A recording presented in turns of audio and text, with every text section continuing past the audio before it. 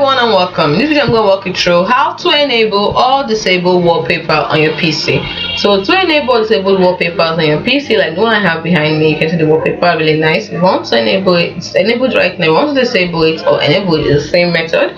So the first thing you need to do is that make sure your gear icon is showing on the left side panel here, and in case it's not showing, click on the three dots here, which is for the sidebar setup, and make sure you turn on the settings icon here. So once you've done that, you click on the gear icon, and then you can see under basic here we have privacy protection. So now you have themes, then you can see wallpaper, so it's enabled. If you want to turn it off, just turn it off, and if you do that, the wallpaper is now disabled. But if you want to enable it, just toggle it on. It's as simple as that.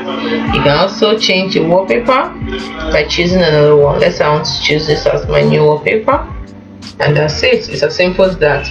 So I hope you found this video helpful. Do not forget to like and subscribe to the channel for more. Thanks.